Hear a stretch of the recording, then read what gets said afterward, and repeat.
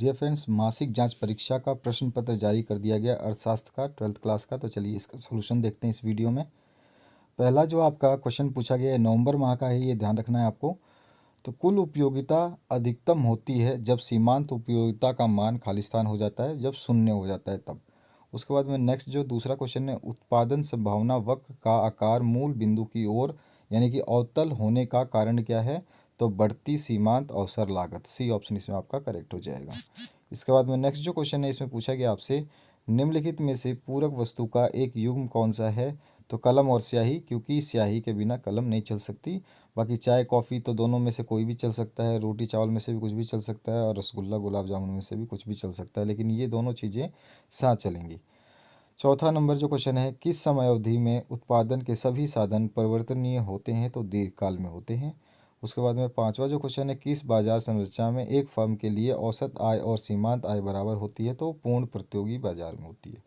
उसके बाद में आपका नेक्स्ट क्वेश्चन है, यदि उत्पादन के सभी साधनों को 4 गुना करने पर उत्पादन भी 4 गुना हो जाता है तो यह कथन उत्पादन के किस नियम से सत्यापित किया जा सकता है? तो पैमाने का स्थिर प्रतिफल। ठीक है, जितना हम बढ़ाएंगे उतना प्रतिफल मिल रहा है। सातवां क्वेश्चन है, एक विवेकशील उपभोक्ता के लिए दो वस्तुएं रसगुल्ला गुलाब जामुन निम्न बंडलों का सही क्रम जो है आपको बताना होगा कि क्या है।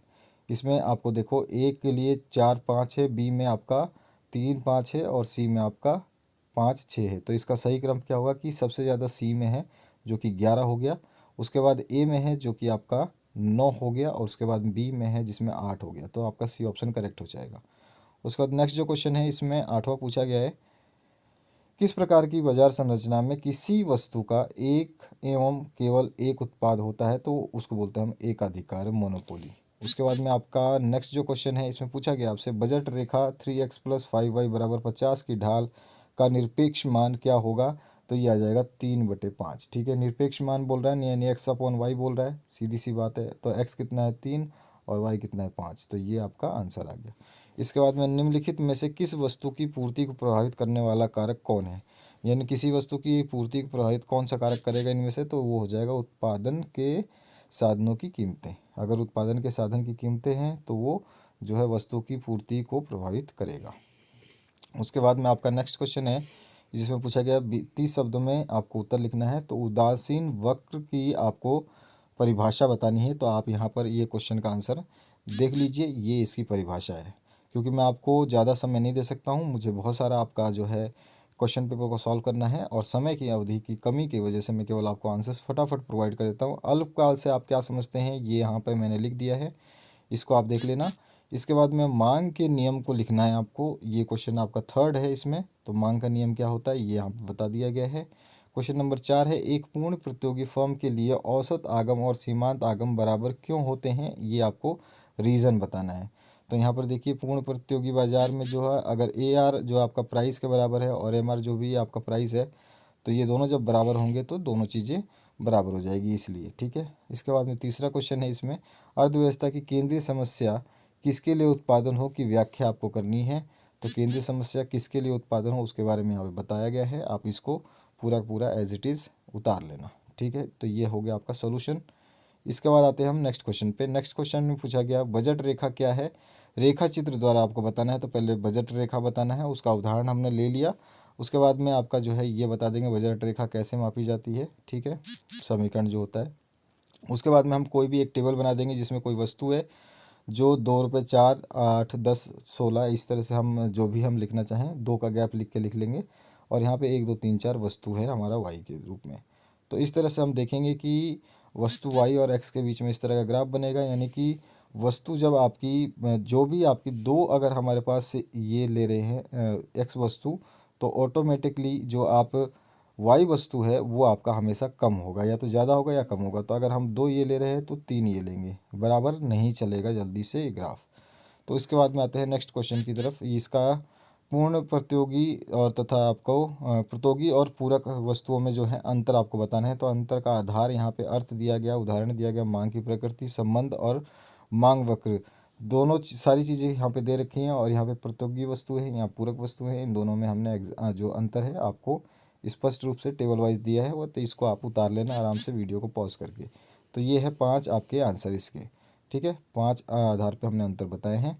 इसके बाद आता है आपका तकनीकी प्रगति यानी कि टेक्नोलॉजिकल प्रोग्रेस या प्रोसेस बोल सकते हैं, किस प्रकार वस्तु की पूर्ति को प्रभावित करती है, ये आपको बताना है। तो इसके बारे में आपको इस तरह से लिखना होगा, पूरा का पूरा समझ लेना। आप ग्राफ को आपने पढ़ लिया होगा, ये सारा का सारा चीज़ें बस आपको रिवाइज करना है। तो इनको ये पूर्ति वाला आपको कीमत और पूर्ति का ग्राफ बनाना है, और उसके बाद में ये आपका क्वेश्चन ख़त्म हो जाएगा। ठीक है, इसको केवल समझाना है आपको। इसके बाद में आपका एकाधिकार के लिए औसत आगम और सीमांत आगम को एक रेखाचित्र के द्वारा बताना है। तो यहाँ पे एकाधिकार बाजार के बारे में हमें बता देना है, और उसके बारे में ये ग्राफ जो है ये आपको बना करके पूरे चित्र को समझा देना है। जो ग्राफ को मैंने यहाँ पे नीचे समझा है कि ऊपरी चित्र से स्पष्ट क्या क्या अध्ययन होता है, वो चीज़ें आपको यहाँ पे लिखनी है। उसके बाद में 4 नंबर में आता है आपका पहला प्रश्न, जिसमें पूर्ण प्रतियोगिता के अंतर्गत एक फर्म के संतुलन की व्याख्या करनी है। तो एक अल्पकालीन संतुलन हम बता देंगे, दो तरह के आपके जो संतुलन होती है ये, और एक दूसरे दीर्घकालीन। तो अल्पकालीन का ये है ग्राफ, इस तरह का ग्राफ बनेगा, और ये इसके बारे में डिटेल सॉल्यूशन आपको यहाँ से लिखना होगा। इस तरह से आप लिख लोगे तो ये आप स्क्रीनशॉट ले लीजिए। और इसके बाद में आपका दीर्घकालीन संतुलन जो है ये आपको बताएंगे, और इसका भी आपका ग्राफ आएगा, उसको भी आपको बनाना है। तो इस तरह से आपका रहेगा। ठीक है, तो ये रहा ये ग्राफ। ठीक है, तो इस तरह से ये पूरा का पूरा सोल्यूशन आपका मैं बता रहा हूँ, तो उसी तरह से आपको उतारना है। ठीक है, इसके बाद में हम आते हैं नेक्स्ट क्वेश्चन की तरफ। तो यहाँ पे पूर्ति की लोच को रेखा चित्र से आपको किस प्रकार मापा जाता है, ये आपको बताना है। ठीक है, तो इस तरह से मैंने पूर्ति की जो लोचेदार प्रकृति होती है उसको 5 तरीक़ों से हम विभक्त करते हैं। तो पांचों तरीक़ों मैंने यहाँ पे बता दिया है। जब ईडी आपका इन्फिनिटी के बराबर हो तो पहला ग्राफ बनेगा। पूर्ति की लोच पहले हम बता देंगे कि क्या होती है पूर्ति की लोच, उसको हमने यहाँ पे लिख दिया है। इसके बाद में आपका पूर्णतः लोचदार पूर्ति जो होगी उसको हम बताएंगे, जिसमें आपका ईडी इन्फिनिटी के बराबर होता है पहले ग्राफ में। दूसरे ग्राफ में अधिक लोचदार पूर्ति में आपका ईडी जो है बड़ा होगा 1 से।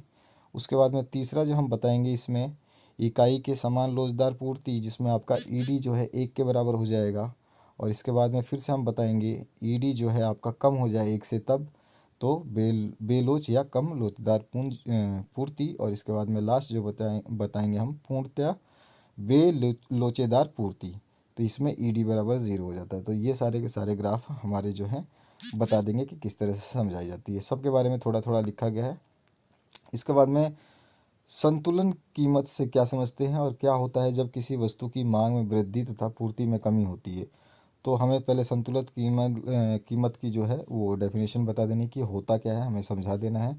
इसके बाद में इसका ये ग्राफ बना देना है, और इस ग्राफ के नीचे बस थोड़ा सा लिख देना है, ज़्यादा नहीं है इसका डिटेल। तो इस तरह से आप ग्राफ बना देंगे, और इस ग्राफ के बारे में बस इतना लिख देना है, जब मांग में वृद्धि पूर्ति में वृद्धि से अधिक हो तो इस स्थिति में मांग में वृद्धि का प्रभाव पूर्ति में वृद्धि के प्रभाव से अधिक होता है। इस स्थिति में संतुलन की कीमत तथा संतुलन मात्रा पहले की तुलना में बढ़ जाते हैं। तो ये है इसका सॉल्यूशन। तो ये है आपका अर्थशास्त्र इकोनॉमिक्स का क्वेश्चन पेपर का फुल सॉल्यूशन।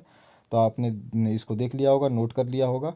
और कोई भी आपको दिक्कत हो तो हमेशा हम आपका कमेंट सेक्शन में रिप्लाई देते हैं, आप कर सकते हैं कोई भी कमेंट। और वीडियो को लाइक करके शेयर कर दीजिए।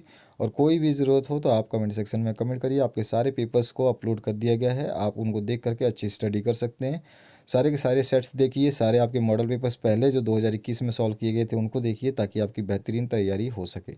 आशा करता हूँ इस वीडियो से आप लोगों को हेल्प मिलेगी। Thank you very much, have a good day.